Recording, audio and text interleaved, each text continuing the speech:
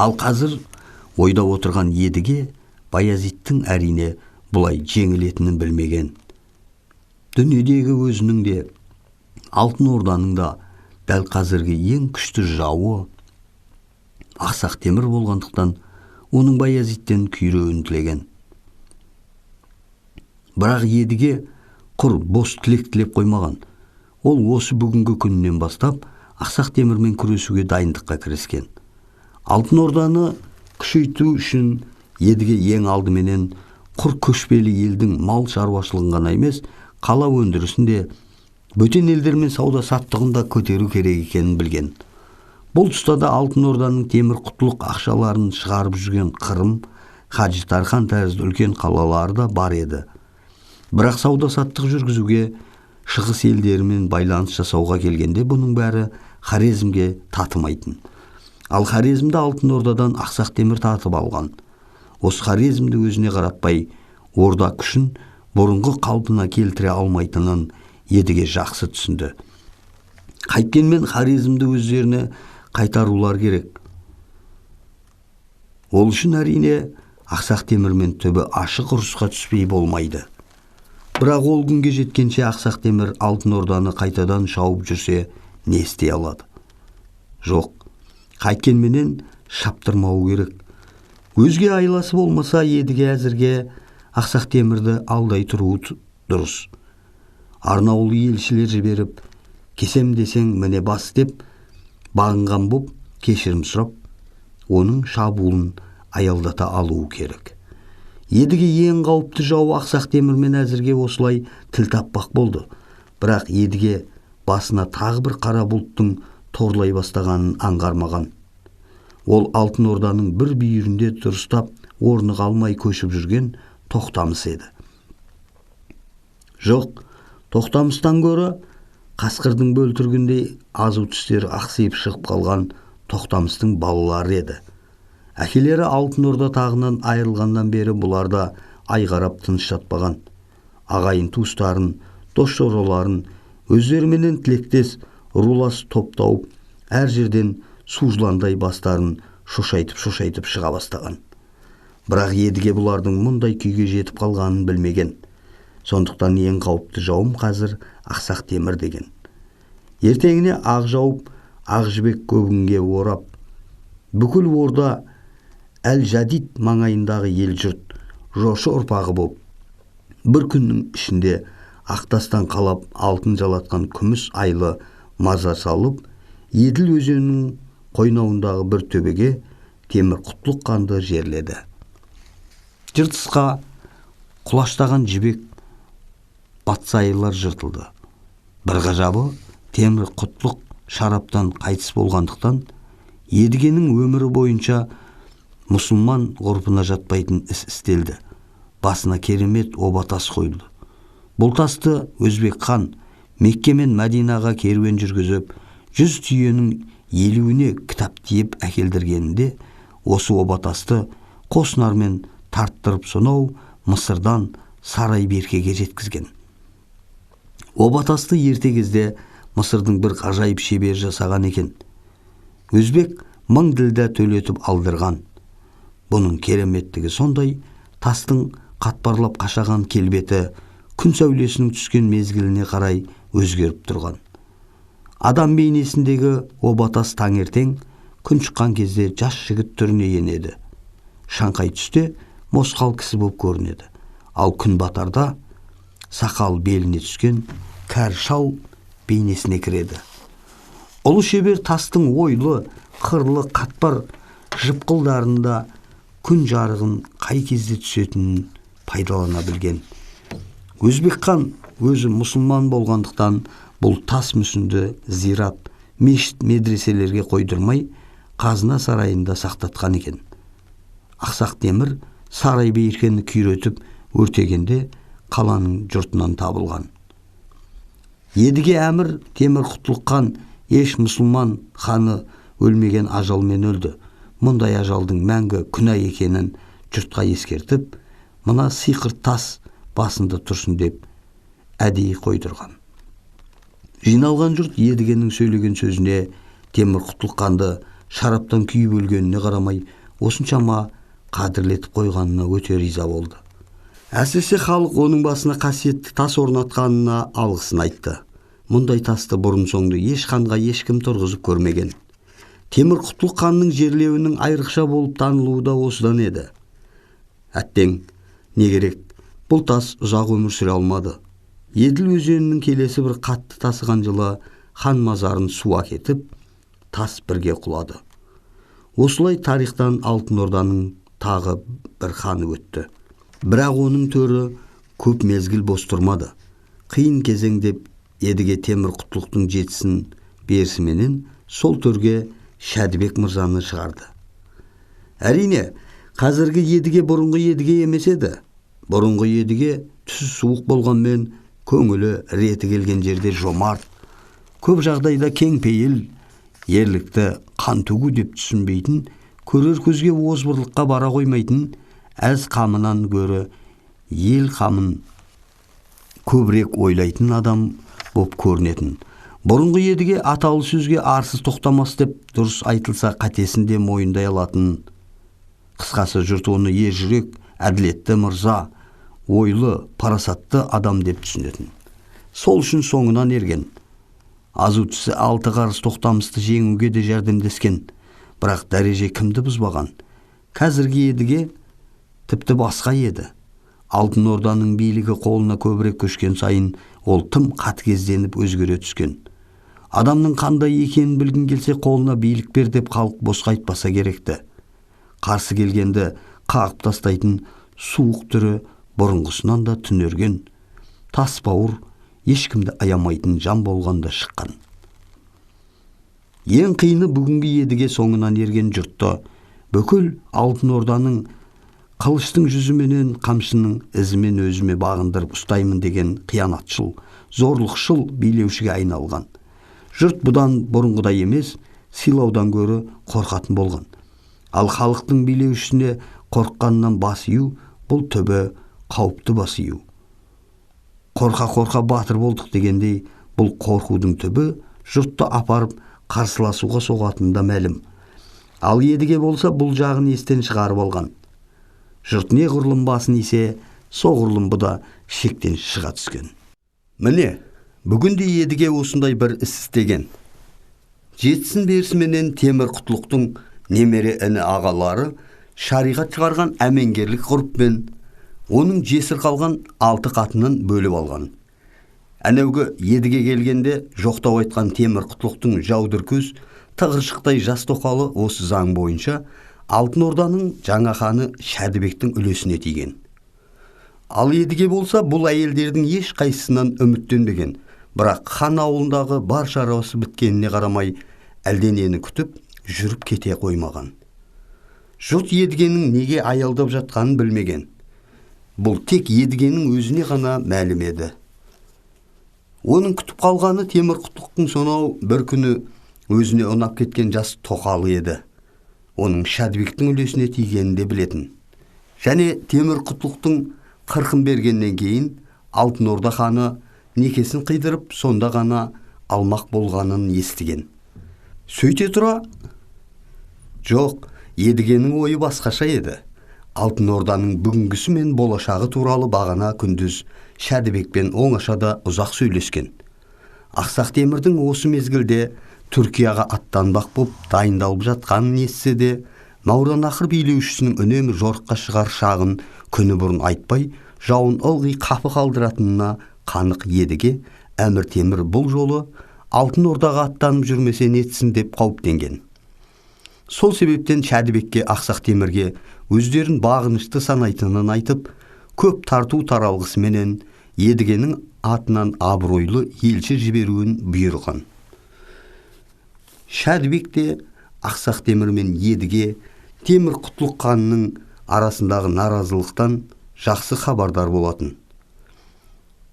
Және бұл наразылықты Ақсақ Темір сиыр, яғни 1398 жылғы үндіге жорыққа шығар алдында Едіге мен Темір Құтлық хан арнаулы елшілер жіберіп, Әмір Темірді бір келкі райынан қайтарғанын да білетін. Дегенмен Ақсақ Темірдің райынан қайтты дегені Маураннахыр әміршісінің құр бер жағы екенін де Шәдібек іштей шамалап қойған. Сөйтіп жүргенде Әмір Темірдің келісімінсіз міне енді өзі Алтын Орда ханы болып отыр. Шәдібек те әрине Әмір Темір алдындағы осы айыбын жойғысы келеді. Сондықтан ол мүмкін елшіні екеуміздің атымыздан жіберген жөн болар деген бір келкі кішілік көрсетіп. Жақсымын ба, жаманмын ба, әйтеуір Алтын Орда ханымын ғой. Әрине, Шәдібектің бұл сөзінде тұрған ештеңе жоқ еді. Және оның бұл айтқаны орынды да болатын. Бірақ көптен бері Алтын Орданы билеп төстеп үйреніп қалған едіге таққа отырмай жатып менімен қатар түскің келеді ғой деп кенет іштей тітіркенген. Бірақ Шәдібектің айтып отырғаны орынды сөз екенін тез ұғып, кең пейілдік көрсеткен. Әлбетте деген ол, бір жағы өзіңнің Алтын Орда ханы болғаныңның хабарына айналсын біздің жолдаған сәлемдемеміз. Әйтсе де, Шәдібекті шу дегеннен бір жолата жаншып, тұқыртып, өзіне бағынышты етіп алу үшін едіге басқа да адуынды бұйрықтар берген. Шәдібек бәрінде қабылдаған. Дегенмен, жастықтың менмендік сезімі биледі ме, әлде Алтын Орда тәрізді алыптың тағына жаңадан отырған қызуы көңілін көтеріп жіберді ме, едігенің айтқанының бәріне көнгеніменен кейде өзінің де жай адам емес, өз пікір бар Алтын Орда ханы екенін білдіріп алған.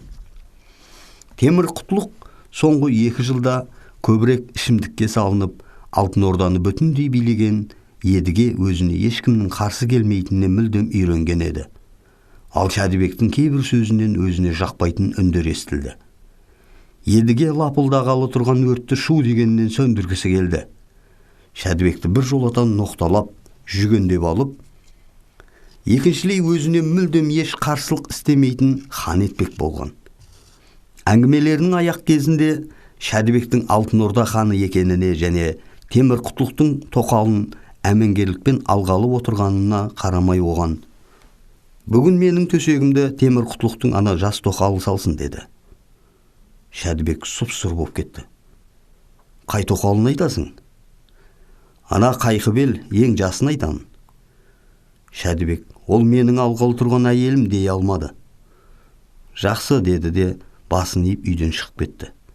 Едіге ханның ту сыртынан қарап, сәл күлімсірегендей болды. «Алтын Ордаға хан болу оңай емес, Шәдібек», деді ол өзінен өзі.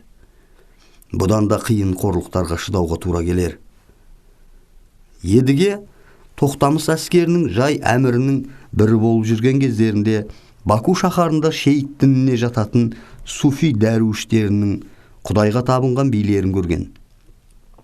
Әкелік мүшелерін мал, аң терісімен бүркеп алған, бастарын қырып тастаған, денелеріне айқұш-ұйқыш шынжыр байлаған, беттерін пышақпен тілгілеп жаралаған, кілең жалаң аяқ, жалаңбас адамдар медресенің топырақ еденді ғибрат сарайында бірінің иығына бірі оң қолын қойып, бастарын шұлғи тастап, «Ля илаха илаллах» деп айқайлай, алқа-қотан билеп жүрген. Бұған билері де, олардың дауыстары да адам шошынарлық сұмдық көрінген. Бұл шейіт дініндегі суфи дәруіштерінің Құдайға жалбарынған түрі ғибрат биі еді. Соңынан барып білді. Бұл дәруіштер тойып тамақ ішпейтін, аузына өмір бойы шарап алмайтын, баршылықтан жоқшылықты паш тұтқан, үнемі аш, жалаңаш жүретін, тек Құдайға ғана құлшылық қылған жандар екен. Манақтардай өмір бақи әйелсіз өтуге ант етпегенмен, бұлар да ұзақ уақыт үйленбей жүруге тиісті болған. Ал некелері қиылмайынша еркек пен әйел қатынастары дегендерді тіпті білмеген. Егер бұл әдетті бұзар болса, ондай адамдар күнәлі саналып, жар басынан құлатып өлтіруді заң еткен. Дәруіштер биіне суфилерден бөтен ешкім қатынаса алмайды екен. Шейіт шейхі шапқыншылардан қорыққанынан ғана едігеге бұл биді көрсеткен. Ал едіге дәруіштер биіне таң қалған. Беттері қан-қан болған, үстерін қара тер басқан дәруіштер өз қимылдарынан, өз айқай дауыстарынан бұл дүниенің бар екенін ұмытып кеткен адамдардай көздері аларып, ауыздарынан көбіктер бұрқырап ұзақ билеген. Ақырында дымдары бітіп, бірінің үстіне бірі барып құлаған. Соңынан Едіге тағы бір қызығын білген. Осы дәруіштер күндіз де, түнде де, жатқандарында да, тұрғандарында да тек осы бүгінгі киген киімдерімен жүреді екен. Белдеріне байлаған мал, аң терілерін, үстеріне айқыш-ұйқыш таңып алған шынжырларын да тастамайды екен. Едіге бұл жолы тек еркек дәруіштерді көрген, әйелдерін көрмеген. Енді міне, ол сол шейіт дәруіштердің қызын көрді. Темір Құтлық хан бұны сұлулығына қызығып алған екен. Ертіп келген жасауыл жауырынынан итеріп жіберіп, үйге кірген жас тоқал есік алдында безеріп тұра қалды. Сырт бейнесі болмаса, бұл әнеугі өзгерген жәудір көз, сырлы үнді жас тоқал емес. Өңі де қуқылданып кеткен, көзі де ұшқын атады. Едіге оған төсек сал, деді. Неге, деді тоқал. Егер мені әйел етіп пайдаланғыңыз келсе, оныңыз болмайды. Мен шейіттіңнің әйелімін. Некем қиылмаған еркекпен жатпаймын. Едіге күлді. Сірә, ол айтқаның бола қояр ма екен? Ол аспай-саспай жақындай түсті. Таяма, деді кенет шаңқ ете қалып, әйел қойнынан кішкентай алмас қанжарын суырып алды. Жар өлтірем. Едіге қабағын түйді. Қойш? Рас, некесі қиылмай зорламақ болған еркекті осылай өлтіруге менің дінім бұйырады. Солай ма еді? Деді Едіге әйелді сөзге айналдыра беріп. Сөйтті де, кенет барша атылып барып, оның қолынан шап берді. Кездігін лақтырып жіберіп, аш белінен құшақтай жерге алып ұрды. Менде айып жоқ, кеше көр Алла тағалам, деді әйел көзінен жасы кенет. Көл боп ағып, Едігені құшырлана құшақтап, талмаусырап бара жатып. Ал қорланған, намыстанған Шәдібек хан жамбасына сыз батқандай өз ордасында мамық төсегінің үстінде дөңбекшумен болған. Өзім біле тұрып, арамастан дәм татқанымша өлгенім жақсы деген ол бағана жас тоқалды түн бола Едігеге алып бар деп бұйырған жендеттеріне. Және көзіме күй кетпей, ол қатын Едігенен шыққан кезінде аңдып тұрып, ат құйрығына байлап жіберіңдер. Намыс, ыза әйелдің жазықсыздығына да, сұлулығына да қаратқан жоқ намысқор Шәдібекті. Ел жата жендеті Едігенің жатқан ордасына әйелді апара жатқанын өз көзіменен көрген. Содан бері бір талай уақыт өткен. Мезгіл созылған сайын Алтын Орда ханы біреу жүрегін кішкентай бізбенен шұқылап жатқандай дөңбекшумен болған. Тек таң сарғайып атып келе жатқанда ғана ауыл сыртынан ардындап шапқан жылқының дөбірі құлағына жетті. Үстінен ауыр жүк түскендей кенет көңілі сергіп кетті. Жазығы жоқ сұлудың бостан босқа өлгені оның ойына да кірген жоқ. Ар намысының қорлануына себеп болған жаннан құтылғанын көңіліне демеу етті. Ал Едіге бұл оқиғаны білген жоқ, білгісі де келмеген. Сұлу тоқал ордасынан шыққан сәтте оны мүлдем ұмытқан. Сөйтіп, екі түйе сүйкенсе ортасында шыбын өлер дегендей, екі әміршінің көңілдерінің ойыншығы болып, жазығы жоқ керемет сұлу әйел дүние салды. Адам тағдыры ойыншық болған тағы сол сұрқия заман, сұм заман. Едіге таңертең өзіне сәлем бергелі келген Шәдібектің кіртиген қабағынан түні бойы ұйықтамай шыққанын түсінген. Және оны осылай қорлап бір жолата өзіме бағынышты етемін деген үмітінің орнына бүгінгі түнгі бұның қылығын өмір бақи ұмытпайтын Шәдібекті қасиетіп алғанын ұққан. Ақсақ Темір өзі танымайтын Шәдібекті Едігенің Алтын Орда ханы еткеніне бұлқан-талқан боп ашуланған. Бұл кезде ол Гератта еді. Едігенің арқасында Алтын Орданың тағы күш жинап, ел болуға айнала бастағанын естіген. Оған әрине Дәшті Қыпшақтың үнемі әлсіз болуы тиімді. Өзің қанша күшті болғаныңмен өзіңмен тайталаса кететін көршіңнің күшті болғаны кімге керек? Әмір Темір келесі жылдың басында жылан, яғни 1402 жылы тағы Дәшті Қыпшаққа аттанбақ болған. Осы кезде сый құрметтермен артынып-тартынып тағы Болат мырзамен Еркіліберді әмір Гератқа келген. Бұл екеуі Болат Мырзаның жастығына қарамай едігенің осындай көрші мемлекеттерімен келісім сөзге баулып жүрген адамдар еді. Бұлар үлкен орда ханы Шәдібек болғанын, сол хан едіге екеуінің Ақсақ Темірге бағынып бас иіп тұрамыз дегенін айтты. Әмір Темір ашулы райынан қайтып, елшілерді баптап күттіріп, Алтын Орда билеушілеріне Самарқандтың қазынасынан сыйлық жолдап елдеріне қайтарған. Әрине, Ақсақ Темір Алтын Орда мен Мауреннахр арасындағы жанжал, қырғи қабақтықтың мұндай сыпайы сөздермен бітпейтінін жақсы білетін. Түбі қайтадан бір соғыспай болмайтынына да шек келтірмейтін. Бірақ бүгінгі таңда Дәшті Қыпшақтан гөрі оның көз тіккені бөтен ел еді. Ол ел Осман түріктері.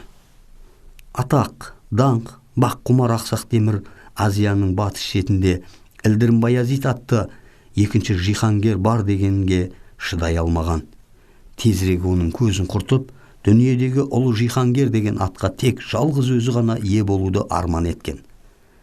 Әйтпесе сонау қиыр шетте жатқан түріктерде несі бар еді? Ақсақ Темірдің түріктерді шапқанын, Алтын Орданы күйреткенін, сонау жерорта теңізінің маңындағы мемлекеттердің түрік бұғауынан босануына, сондай-ақ орыс елдерінің тезірек тәуелсіздікке жетуіне көп жәрдемі болды дейтіндей де бар. Атама оқыған Құраным әкеме тиді дегендей, мүмкін солай да шығар. Бірақ біріншіден Ақсақ Темір серб, венгер, Югославияны құтқарам деп Түркияны шаппаған. Сондай-ақ Россия үшін Алтын Ордаға аттанбаған. Екіншіден, Анкараны түбінде түріктерді жеңіп, Баязитті тұтқынға алғаны, қаулап өсіп келе жатқан түрік мемлекетін кейін шегіндіре алмаған. Баязит өлгенмен оның орнына Баязиттің балалары Сүлеймен, Мұса, бірінші Мехмет, немересі екінші Мұрат келген. Осман, бірінші Мұрат, Баязиттер бастаған қырғын созыла берген. Осман түріктерінің жорғы соңынан бір шеті Мысыр, Шам мен екінші шеті Қырымға жеткен. Сөз жоқ. Сондай-ақ орыс елі де Ақсақ Темірсіз де Алтын Ордадан құтылатын күйге таяп қалған. Бұл ұлы тарихи даму Әмір Темірсіз де жүріп жатқан. Әрине, Ақсақ Темірдің ең алдына қойған арманы бүкіл Азияны өзіне бағындыру болған. Ол бұл мақсатына жетіп те қалған. Қытай, Түркия және араб мүйістерінен бөтен бүкіл Азияны шауып, тонап үлгерген. Рас, ол Европа елдерін өзіме бағындырам деген мақсаттан әзірге аулақ тұрған. Мәдениеті де, өнер білімі де өзінен жоғары елдерді шабудың қаншалық қиын екенін Ақсақ Темір түсінген. Европа мемлекеттерін шаппаса, оларды аяғандығынан, не жаны ашығандығынан емес, ол бұл жорықтардың оңайға түспейтінін ұққан. Сондықтан әскери өнері, бірлігі өзінен төмен Азия жұртын бағындыруды мақсат еткен. Сол мақсатын орындауда ол жылан, яғни 1402 жылы Түркияға аттанған. Оны қан жоса етіп тонап, келесі жылы Самарқандқа қайтқан. Ақсақ Темір енді өзінің негізгі арманының бірі Қытай жорығына дайындалуға кіріскен. Бірақ Алтын Орданы да ұмытпаған. Қытайға әрине жетісу арқылы енеді. Сол үшін ол қой, яғни 1402 жылының күзінде әмір сарайы менен Отырарға көшті. Сейхундарияның бүкіл орта шенін сонау Түркістан шаһарына дейін әскеріне толтырды. Қосындарының әскери ойындарын, жорыққа деген қару-жарағын, азық-түлігін, Әмір Темір бұлықтарын аралап, өз көзімен көрді. Міне, осы кезде Дәшті Қыпшақтың күнгей жағында ауыл аймағымен көшіп жүрген Тоқтамыстан елші келді. Бұл келген кешегі Алтын Орда ханының жігіт кезінен бергі нөкері Қарақожа деген кісі еді. Мұндай адал, ер адамды Ақсақ Темір де білетін. Дереу қабылдады. Әмір Темір, деді Қарақожа нөкер басын иіп, бір тізерлей отырып. Төрем және қожам Тоқтамыстың сізге арнаған қайғысын, үмітін айтып беруге мен бейбақтың құдіреті жетер емес. Онан да өзіңізге бер деген хат қағазын тапсыруға рұқсат етіңіз. Рұқсат, деді Ақсақ Темір. Сарай тәртібіне жетік Қарақожа нөкер сол тізерлей отырған қалпында басын бір көтермей жылжып келіп Тоқтамыстың хатын берді. Әмір Темір алды да оң жағында тұрған көк сәлделі ұзын тұра диван бетікшісіне ұсынды. Даусыңды шығарып оқы, деді. Тағынан айырылған хан не жазды екен, естелік. Әрине Ақсақ Темір қайда тоқтарын білмейді. Дәшті қыпшақты кезіп жүрген кешегі ханның не жазатынын күні бұрын сезген.